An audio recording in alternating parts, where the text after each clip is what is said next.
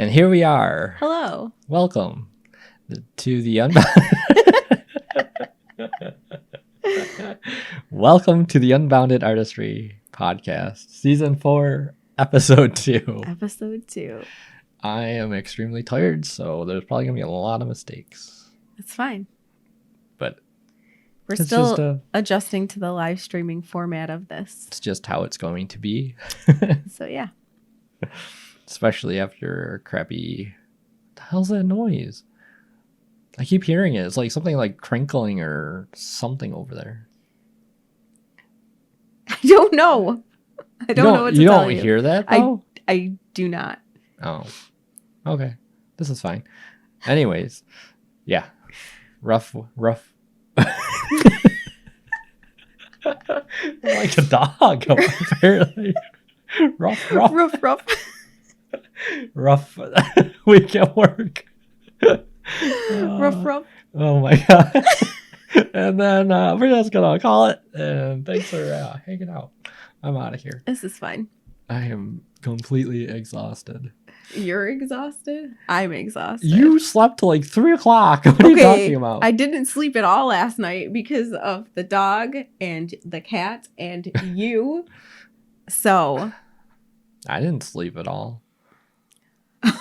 Okay. You're the reason I wasn't sleeping. So you explain that one. I don't know. Makes sense to me. Okay. It's fine. So what happened with the dog? So she just kept walking around, like in and out and pitter pattering. And I'm like, something's wrong with her. So I got up and her stomach was making these weird noises that they tend to make when she does not eat her food. And I thought she had gotten into something like a week ago? 2 weeks ago? And because like the same thing was happening, and I'm like, she must have gotten into something and like her stomach's bothering her. So like we got up and we made her rice, and then like I mixed in some of her like wet food with the rice so she would eat it. And I let her eat rice for like the whole week, and then she was fine. But then it started happening again, and it's because she just will not eat unless there's some delicious like stew dog food mixed in with it.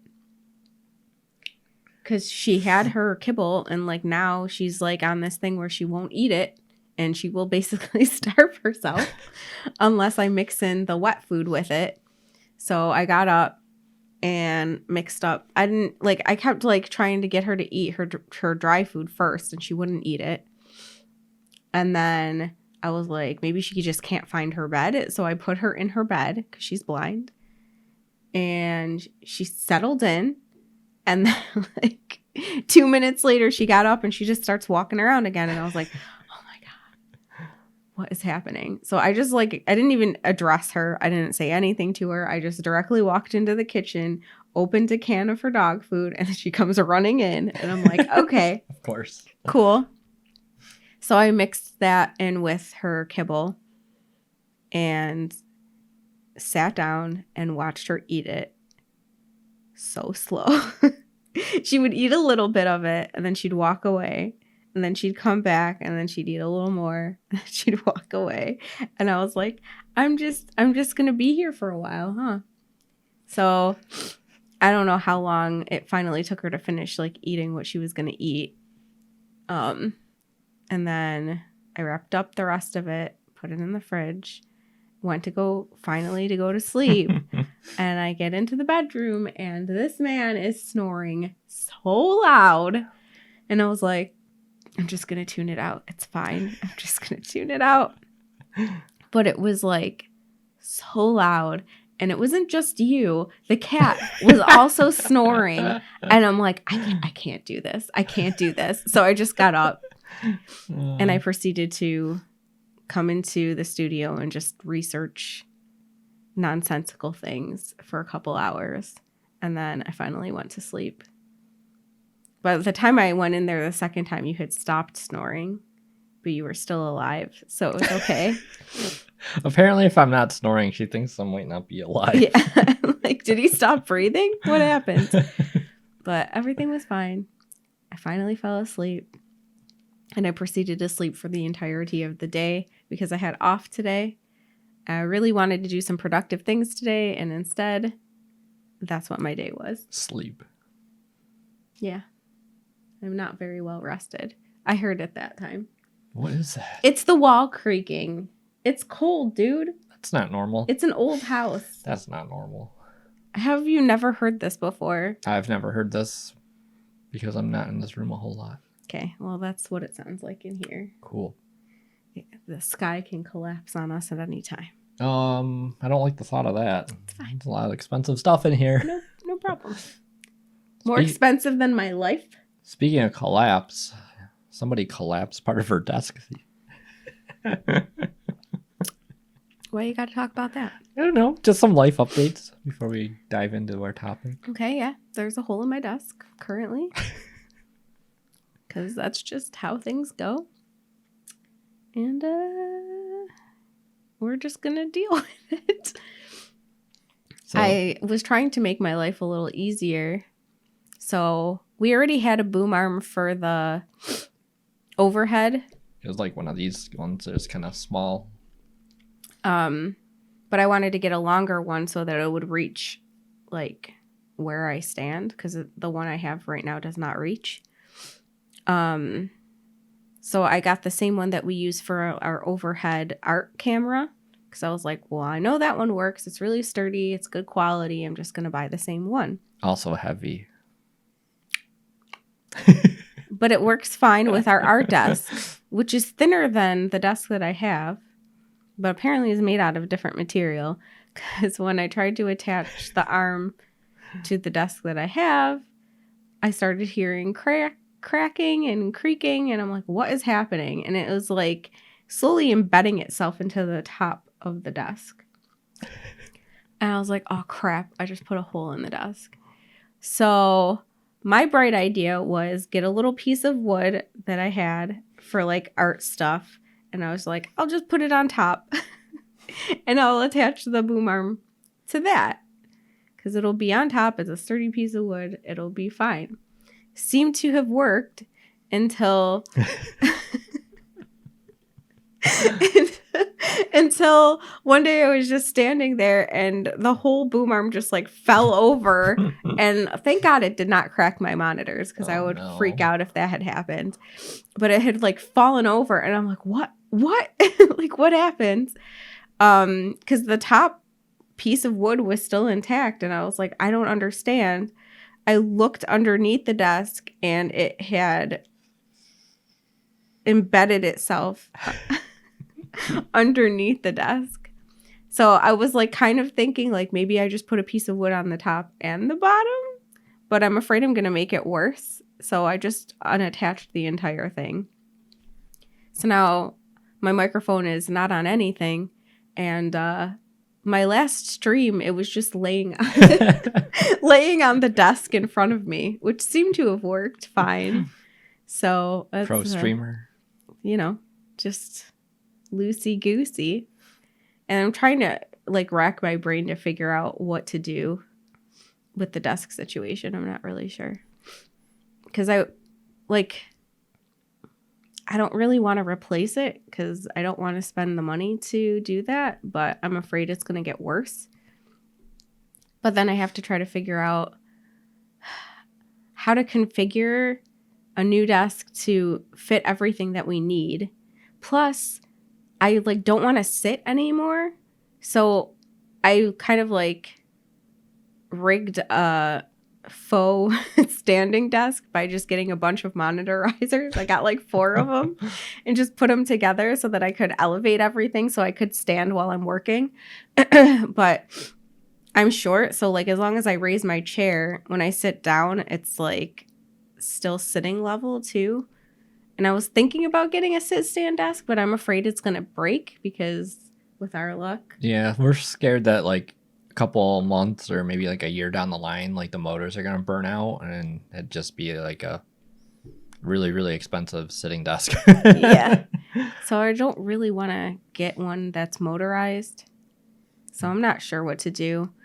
I was looking at reviews, and some people, there was like affordable ones, but like that was the issue. Like a couple months and it stopped working. Yeah. And then there's ones that are like super expensive, Like and I'm over like, $1,000. that Yeah. seems not worth it to me when I can just use my monitor risers. Yeah, I think the problem I don't know. like started with the fact that these desks are just made up of like particle board, and then they're hollow in the middle. So Yeah. when we clamp something heavy and it puts all that weight on that one little area, it was just a matter of time before it failed. Which I was not aware of. So Yeah, I didn't know they were My hollow. bad. I didn't know they were hollow.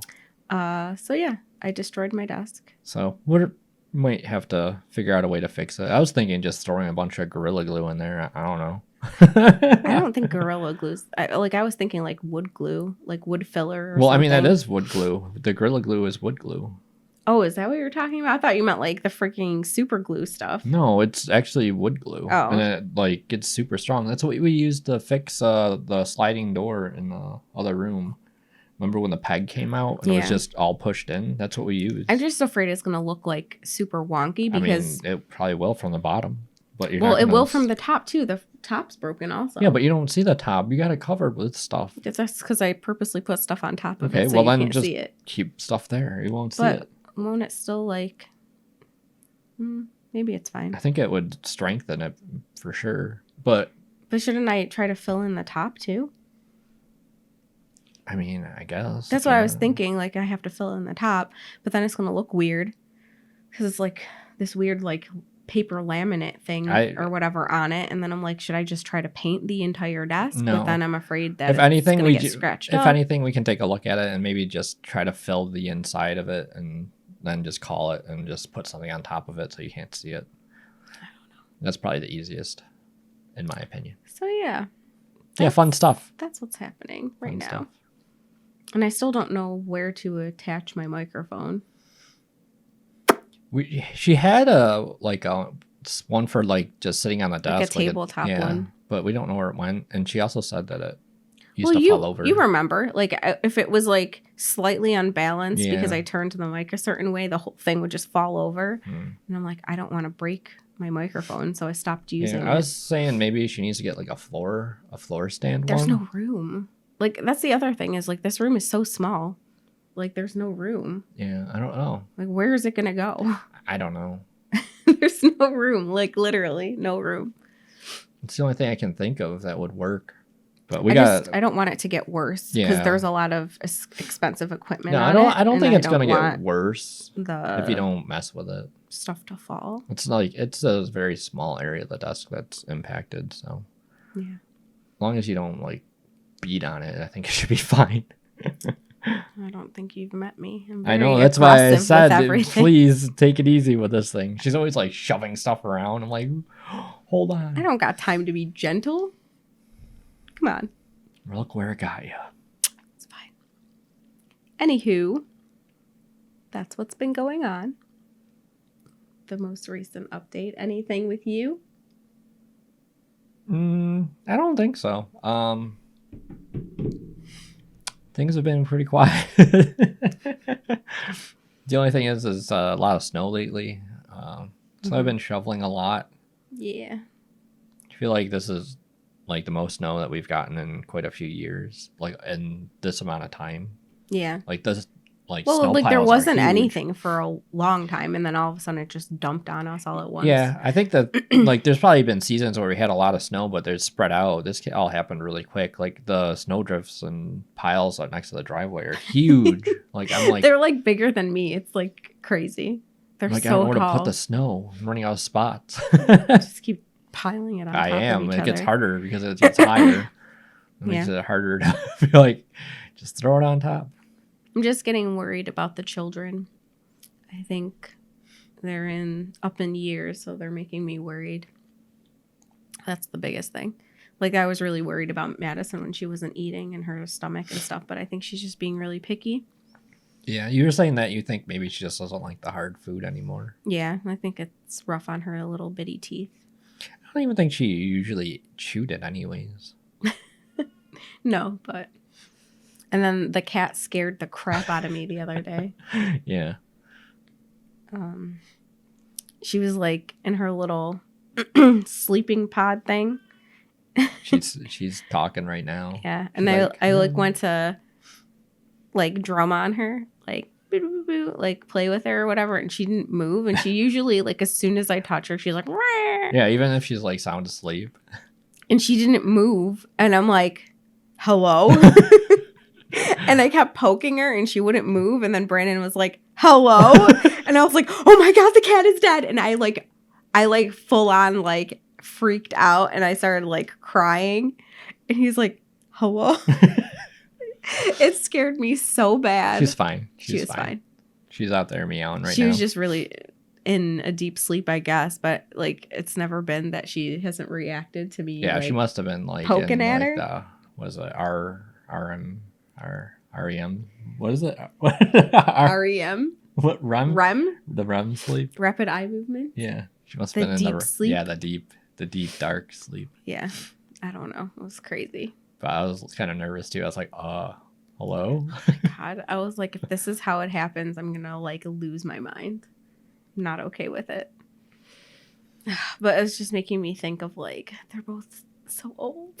Yeah. Like, they're both so old. Like, what if something happens? I don't know. I'm worried. I don't want anything to happen to them. No. I'll freak out. The cat's like, I'm freaking out too. She's like, I'm fine. All right. Shall we dig into our topic? Or do you have more updates? No more updates. Are you sure? Yes. Okay. So we decided that we want to start doing more philosophical, artsy questions for this year for the podcast. So questions that really make you think. So I found one today that I was like, oh, I think this would be a good thing to talk about because I think it's something that we both struggle with a lot. And it was, where do you find your self-worth? You want to start? Huh?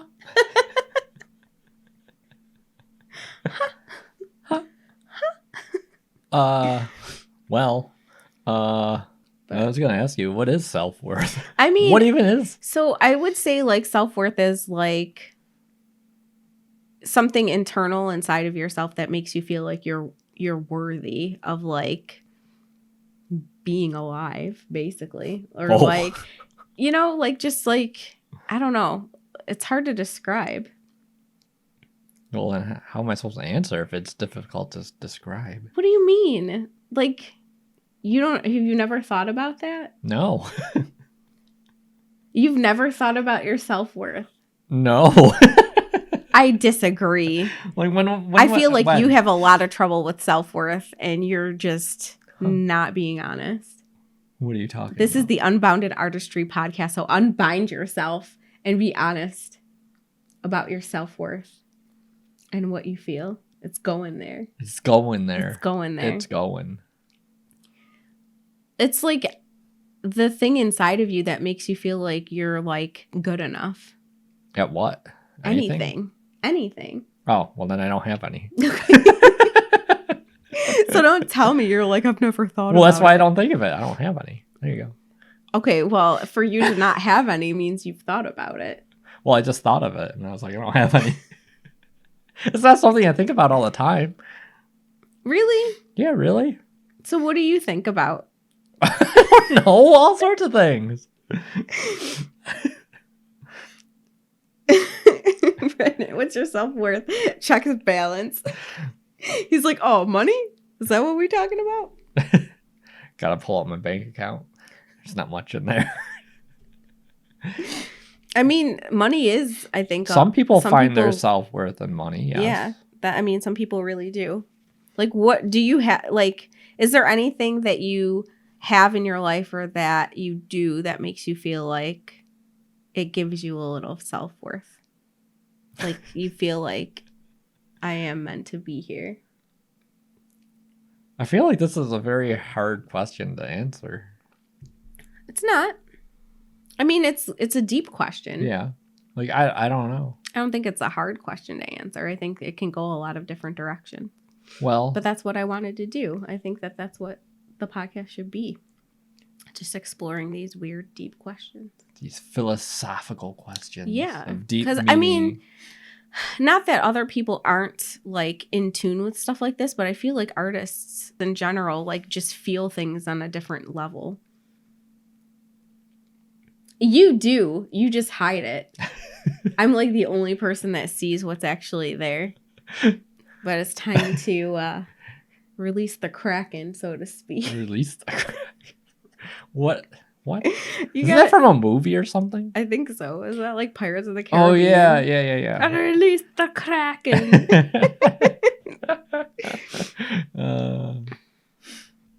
Well. You could rephrase the question. For example, Brandon, what do you add to Rosemary's life? That's a good way to say it. By answering that, you will find things in yourself that have worth. Look at Kudo. Wow. He gets it. So where do you find your self-worth? My humor. I agree. You're I feel very like funny. I make this lady laugh a lot. You do. You do. That is true. And it helps her because sometimes she needs a good laugh. I get inside of my own head a lot. You always find a way to make me laugh, even when I don't want to. I know. I think that's when I have to dig deep. Even like when I'm like, I don't want to laugh. Just I'm like, mad. leave me alone. Leave me alone. I just want to be sad and cry. And then he'll like just stand there and then end up laughing. And I'll do something stupid to make her laugh. Yeah. So that's always nice. Coming in clutch. That's my self-worth. Your self-worth is making me laugh. Well, part of it, yes. Well, what else? What helps you find your self-worth? Well, I think the other thing is that overall I'm just like always like hardworking, even though sometimes you may disagree. Okay. I do a lot of things, and she's like, you don't ever do anything. I'm like, what do you mean? I feel like it's just because I take the majority of responsibility for certain things, and then I feel overwhelmed. But you do a lot. I do a lot of things. You do. I was like, you do this. And you're like, no! I always gotta do it. Like, I always gotta clean out the stupid cat litter. And well, I never signed up for having a cat. Okay, but then I also have to clean up after the dog. Okay. She has her little pee pads inside because she's a little diva. This dog can't go outside. She's so small. And she's blind. Leave her alone. She gets confused and cold, and she does very well though. Like she very rarely has accidents. Well, it took a few tries. Well, because she couldn't see, it took her a while to kind of like get trained. And then also to get the right type of pee pads. Not pee pads, but like container. Yeah. She's very, very good though. She's basically a cat, but a dog. We trained her to pee and poop on a pad. Mm-hmm. Yeah. Mm-hmm. She does very well. Yeah. Am I just gonna keep listing, or are you gonna list some too? No, keep going. Okay. I mean, I guess I could list some. I don't know. Well, should we just... I have a very hard time finding self-worth. Well, so do I, but I've come up with 2. Good for you. Thank you. I feel Can like... I get a round of applause? The round of applause. Good. Thank you. What do I find I mean, since we're talking about the dog, I feel like I find a lot of self-worth being her mommy. Aw. Because I feel like I saved her from a bad situation. I feel the same way about the cat. Yeah. And like I feel like helping animals is like a big thing for me. Like I feel like a deep connection with like, especially like the animals that nobody else wants. Like the most obnoxious, like Brandon says this all the time. He's like, you always like love the animals that are like obnoxious and like they're like the worst. And I'm like, but I love them. Like I feel like they need somebody in their corner. So like, I don't know. I feel happy when I like help the underdogs and under cats.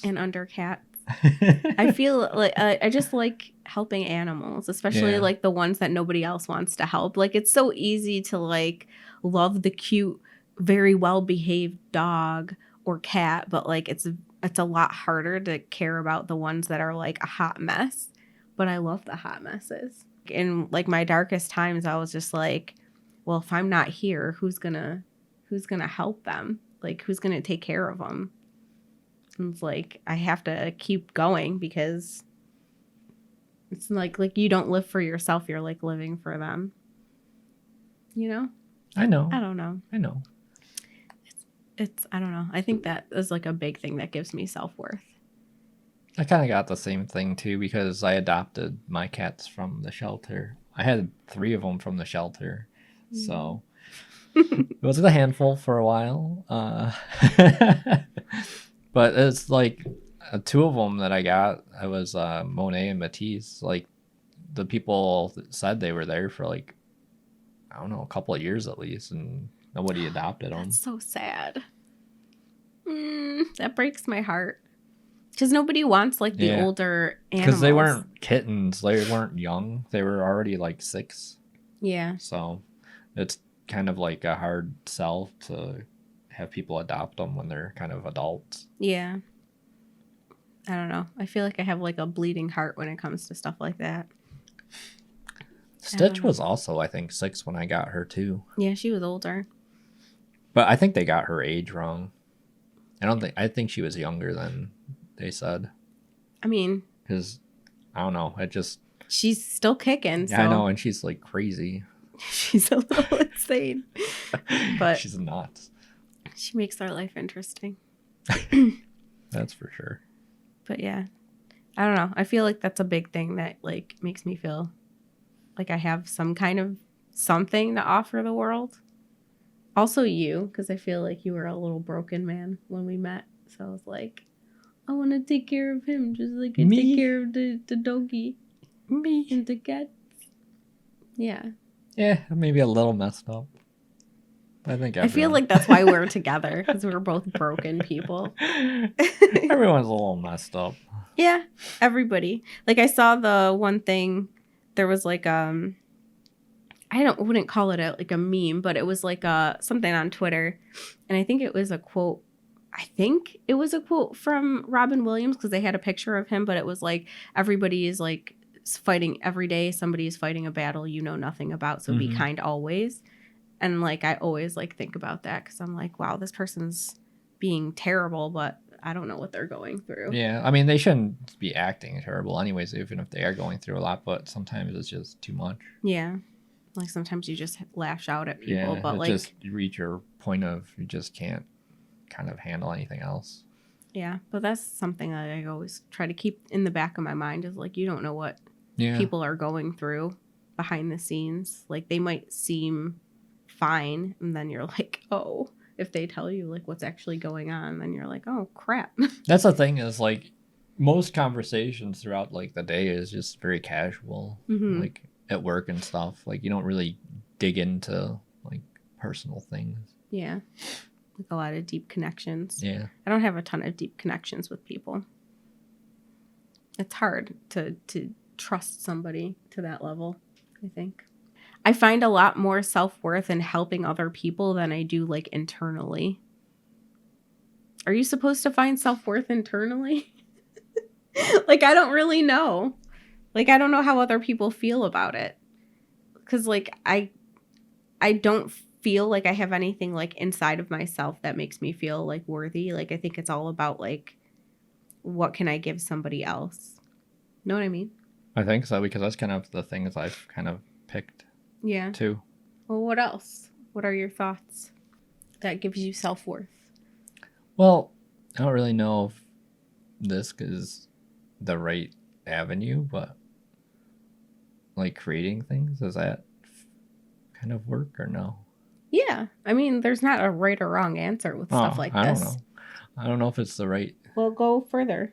Tell me more. So kind of just like, I don't know, sometimes I feel like sharing with the world and kind of putting like stuff out there, and I feel like if somebody comes across it and it kind of makes a difference in their life, then it's like that's like made it worth it in my opinion. So I kind of agree like with that. like kind of like that kind of stuff. Yeah, I think that's like a big thing with creative people is you feel the most like alive and useful when you're making something, when you're creating something. And then it just gives you a sense of like pride, I guess, and accomplishment. Mm-hmm. And then like if somebody appreciates it, it's like, oh. Yeah. It's like very like, what's the word I'm looking for? Fulfilling? Yeah, like fulfilling or like Gratifying? fulfilling, gratifying. I mean, that all works, but there's like a certain word. I'm trying to remember. Is this like Wordle? Kind of. How many letters? I don't know. Is there an A? Not reassuring. What is the word I'm looking for? Validating. Oh, okay. I think that's what it is. Okay. Like you feel like validated in like what you're putting out there.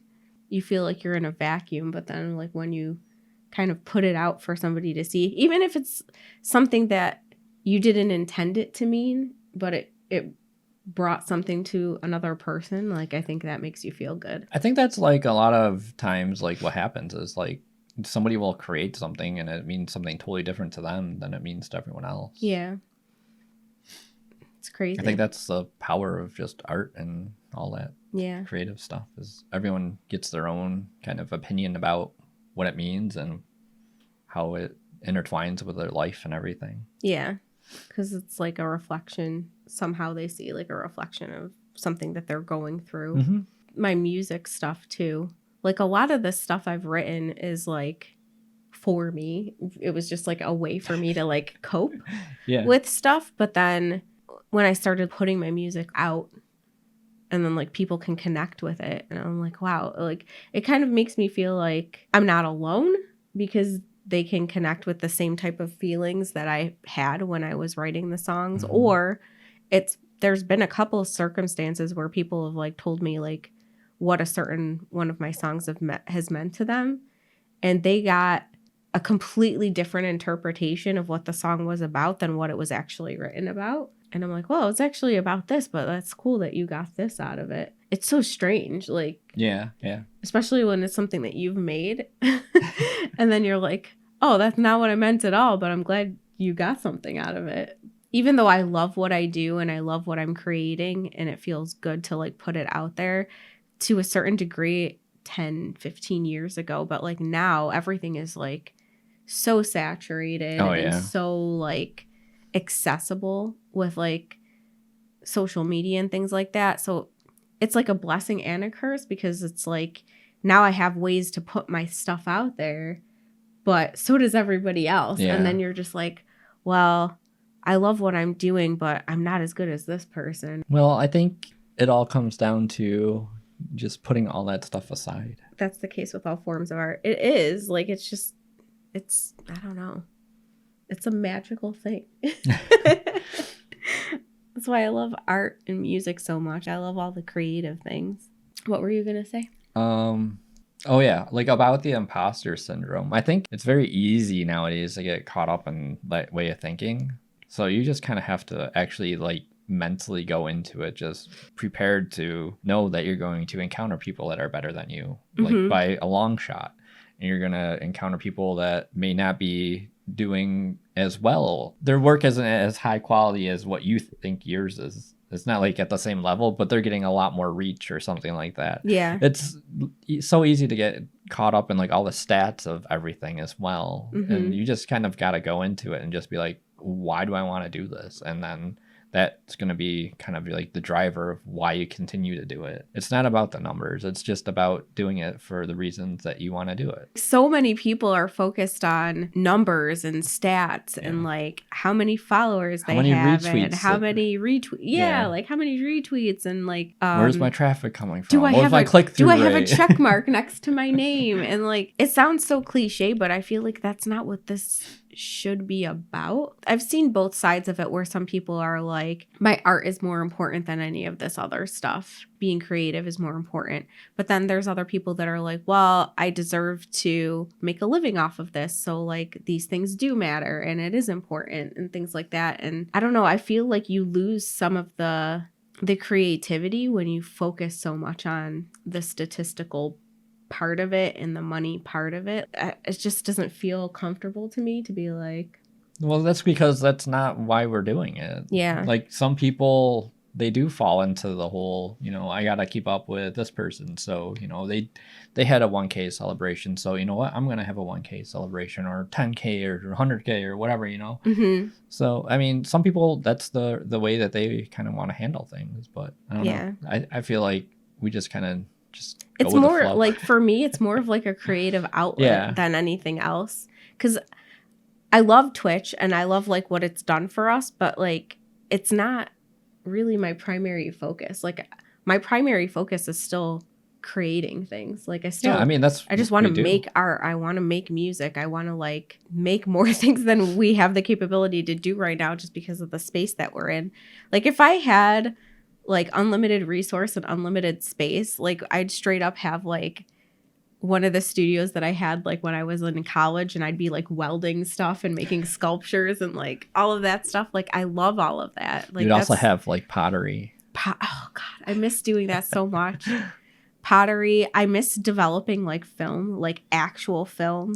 Like, did you ever do color? I only got to black and white. No, we just did black and Yeah. white, but I think honestly I kind of preferred just doing the black and white, like getting your hands dirty. I love doing that stuff. Yeah, in the black room. Or and like what are they? The dark the room. dark room, yeah. And then like I just remember like going into that like tiny little closet, and then you have to like feel your way around to undo the film. Oh yeah. And all of that stuff. Do you remember that? Oh God. Memories. So good. I think I still have like my painting shots. on like huge canvases. Like if we had the room to do that, man, it'd be so cool. I feel like you would have like massive canvases if you could. Oh, like, I would. Absolutely massive. Like that. The one that's on our wall right now is pretty big, but like that's not the size I would want to. You want to go big. I know. I'd be like Jackson Pollocking and like flying over the canvas and like throwing paint and stuff. Oh man, it would be so fun. It would be like 10 feet by 20 feet. It would be a huge canvas. So cool. I love all of that stuff. One of my professors, like in college, he did all of his artwork that he did for like book covers and stuff like that. He would do at a large scale and then like have it photographed and then kind of downsize. That's because so cool. I love that. Like he had his own studio space, and he just worked large because he just was always in the mindset that the larger you work, the more detail you can put into something. Oh yeah, I agree. Because then you can get like into the little bitty like things. Areas that you probably couldn't really do at a small scale because it'd just be like a dot. Like so you can do like a lot more like fine detail. Man, I just like making stuff. It's just really fun. Yeah, so like I was gonna say earlier, is like that's kind of what we do on Twitch. We make art, we make music, and we make a podcast. It's just fun. Like I like talking about like even the podcast. Like that seems like everybody's got a podcast or whatever and stuff. And like the only reason I really wanted to do the podcast is because I like talking about this stuff. Like philosophy was like, besides the art classes, was one of my favorite classes because this is what we would do. We would just have like some kind of topic and then we would just like explore it and talk about different opinions. And it was just so interesting. And it just makes your mind like go places where you don't typically think about, like stuff that you don't typically think about. Yeah. You know? It's just so interesting to me. My philosophy class was a very warm room. And I was a very tired student. Oh no. So my philosophy class, slept through the whole thing? I kind of slept through it. Oh God. What a waste, friend. It was such a warm room. I was tired. It was what just a a waste. bad combination, and I would just pass out. Oh man, I would loved pass philosophy. out. That was not such a good class. I wasn't a good student, so It was that's such just a kind good of how class. my Such a college good class. years went. For me, the question isn't about self-value. People spend lifetimes looking for the meaning or value of their life. I decided long ago what I wanted my life to mean. And so long as I'm working to give my life that meaning, I find nothing but value. See, that's awesome. Yeah, that's great. I think a lot of people struggle to figure out what they want their life to mean even. Yeah.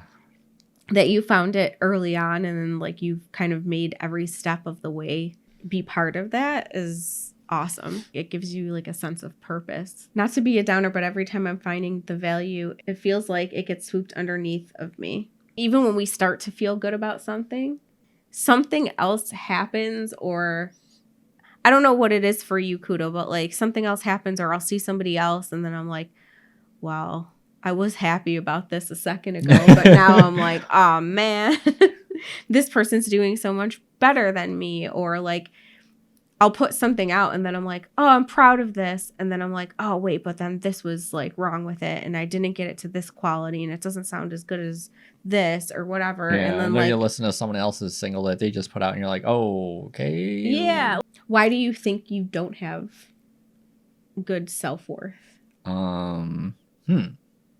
Maybe just the fact that I was like just kind of mediocre at everything I did.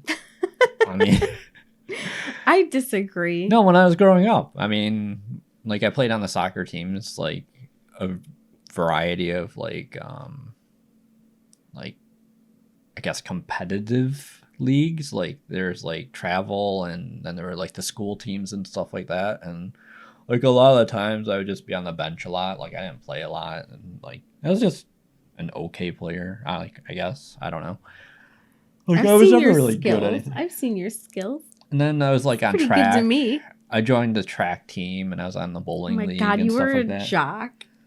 Ew. And I was just mediocre at that stuff too. Like I don't know, like anything that was like kind of competitive. Oh, we would like, not have like, liked each other in high school.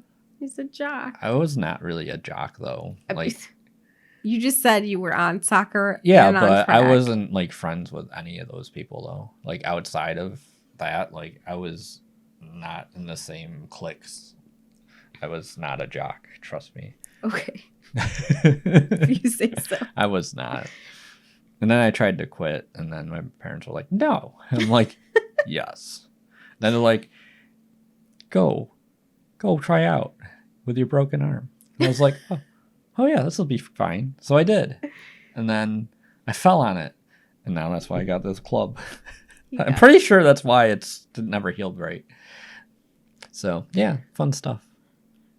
Fun times. So you think your self-worth is because you didn't feel like you excelled at anything? I just feel like, yeah, because like the whole time, like growing up, like I was never good at anything really. I wouldn't say you weren't good at anything. What do you mean? Why would you say that? I mean, because you have no self-worth? I mean, yeah. See, I feel like I excelled at everything, but it was still never good enough. Like I was like a straight A student. I was that nerd that had perfect attendance and got certificates for it. And like I would just be as perfect as possible, but it was still never good enough for my parents. But I never felt or still feel like I'm good enough. You are good enough. Thanks. I'm glad that you think so, but I think a lot of people I think don't so. believe it myself. You are more than good I think enough. It's hard, like when even like if people like like when you have that mindset, like no matter how many people like say it and reassure you, if you don't believe it yourself, believe, it doesn't matter. Like you have to like have your own buy-in. Like you have to believe it. We'll buy in. I can't. I'll spot you. I don't have any money. I'll spot you. No. I'll spot you. What was the question? Why do you feel guilty about things you shouldn't feel guilty about? I don't know.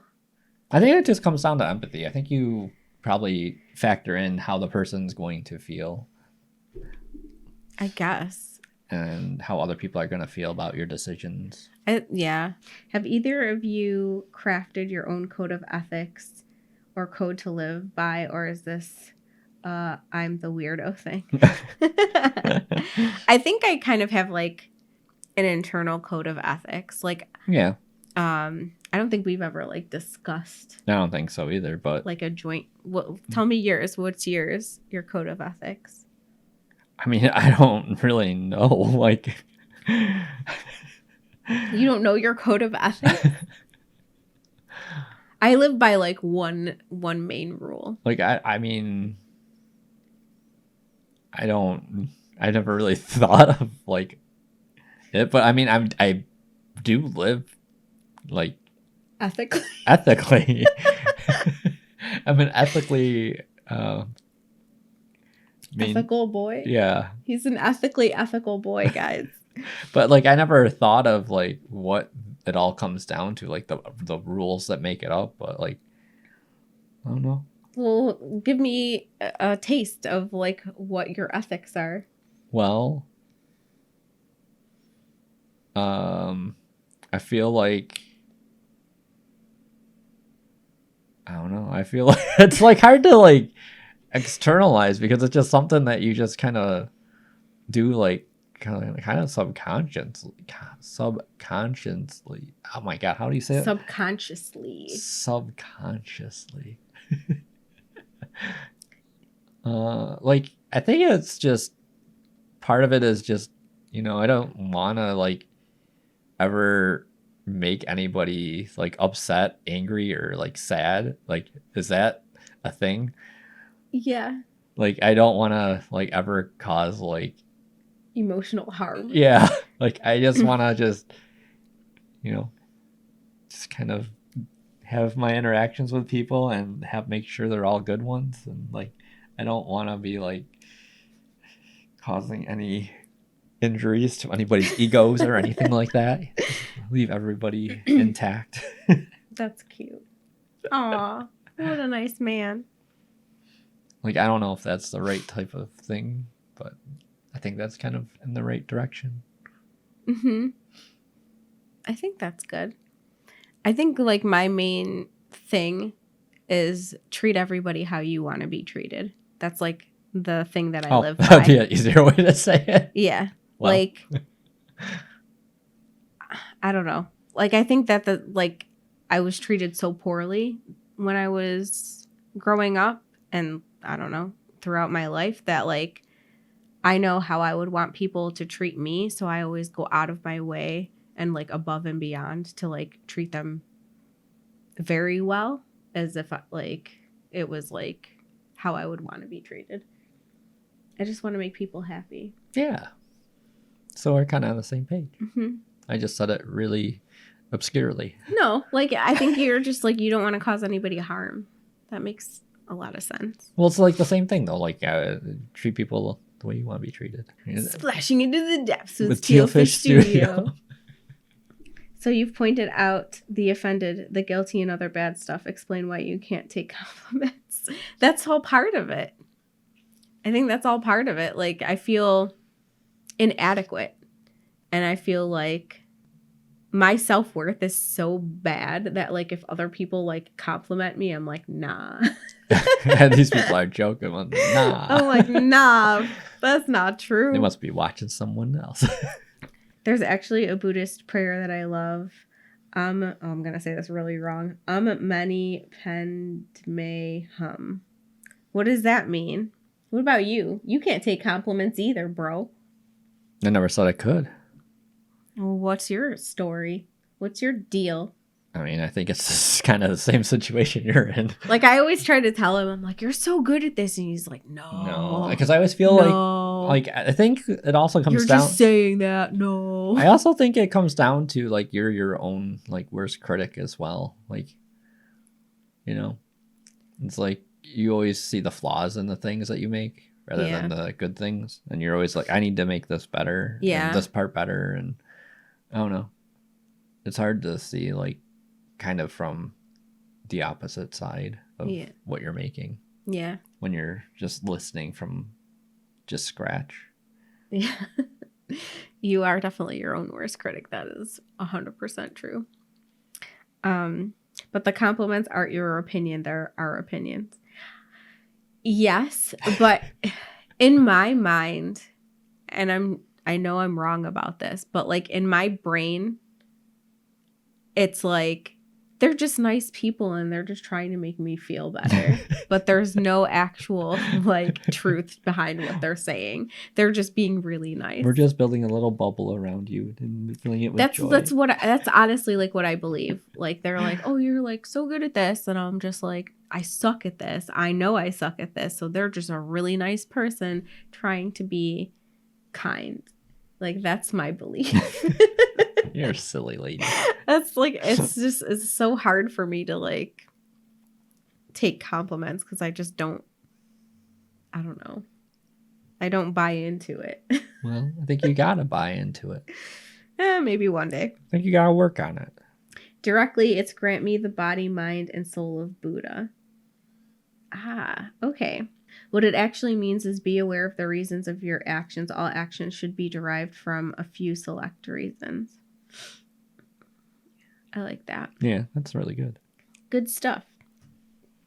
What do you think, though? Anything else you want to add to this topic? I don't think so. Hold on to your butts. This is what it's going to be from now on. What we gotta like get like a whole list of like philosophical questions. Well, I mean, we can talk also, about. Take suggestions from them as well. Mm-hmm. We still have the podcast suggestion thing on the Discord, so yeah, if there's some philosophical question bombs you want to drop in there, please do. We might just start pulling some of the topics instead of going to the shell. We're not really sure what we're gonna do this season. I don't think we're going to really do the shelf conversation, but I think we'll just pick... if you put like a topic in there and it's your like thing, like your question, we'll obviously give you credit for it. But I was just trying to think of like philosophical questions that we could talk about. Mm-hmm. I think the self-worth thing is like a good thing for like artists to kind of explore, because I think it ties into a lot of like what you do with your work and like what you put out and things like that. Love, compassion, and generosity are basically the reasons Mani Padme Hum leads to. I love that. Yeah. I mean, I feel like that's the biggest thing. Is just like caring about other people the way that you want to be cared about, and just remembering everybody's a person. There's a person behind everything. Like, it's so easy to like look at somebody as like a figure and like a title, and you forget like what's underneath all of that. We're all people. Until the robots take over. Until the robots take over. Oh, God. I feel like I don't want to be around for that. That uncanny valley. Maybe that could be a topic. The uncanny valley. I just hope that none of this happens in our life. I think that would be a super interesting topic if we talked about that, like consciousness and like what makes consciousness, and like what if the robots like are sentient? We could they become sentient? Okay. Well, we can Rosemary. We'll save that one for another podcast. That would be so interesting to talk about. I could talk about that a lot easier than this topic. Why? Because self-worth makes you uncomfortable. Okay. Next time we'll talk about sentient beings. All right. So coming soon episode to a Twitch stream near you. So I want to thank you all for watching or listening to this really long episode, but we think it was a very interesting topic, and I hope you all agree. You can always find the podcast on Apple Podcast, Google Podcast, Stitcher, Spotify. Don't know if I should mention that one anymore. And if you want to watch it, you can always find it on your YouTube channel as well, Tealfish Studio. Nope. No, shoot. Scratch that. We changed it. You have to go search for Unbounded Artistry podcast. And podcast is now on its own dedicated channel. However, if you go to the Tealfish Studio YouTube, there's still a playlist, so you can still see them from there. Correct. But yeah. Yeah, almost got it. So that's it. Thank you for listening or watching. And until next time, may your artistry always be unbounded. Bye. Bye.